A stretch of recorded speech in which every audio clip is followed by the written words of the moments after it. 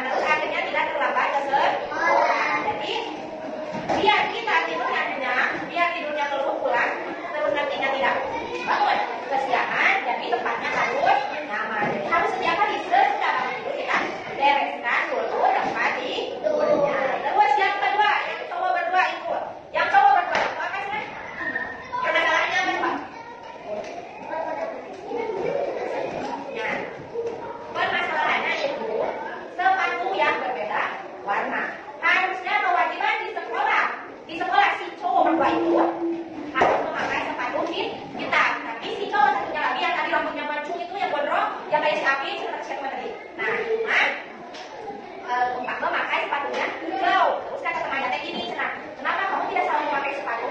Tidak, saya tidak salah memakai sepatu. Kenapa? Kamu paham bahwasanya di sekolah kita ada peraturan tidak boleh menggunakan sepatu berwarna kecuali sepatu warna hitam. Lebihnya seperti itu.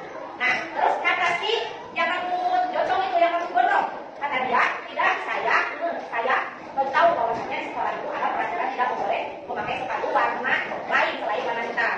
Terus kenapa kamu menggunakannya? Karena saya mau berbeda dengan yang lain. Saya mau memakai sepatu yang beda warna. Kamu tahu resikonya apa? Ya, saya tahu. Kata yang menggunakan sepatu yang beda.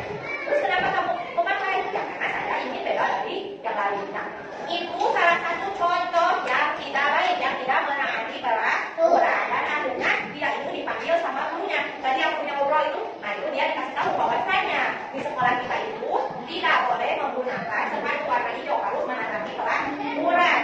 Semua siswa harus menggunakan sepatu warna hitam. Nah, jadi kita harus bisa menyimpulkan bahwasanya di rumah aturan di rumah dan aturan di sekolah itu masih bersinggungan, masih berbarengan. Kalau kita tidak bisa menaati peraturan yang ada di rumah, kita juga bakalan keteteran menaati peraturan di sekolah.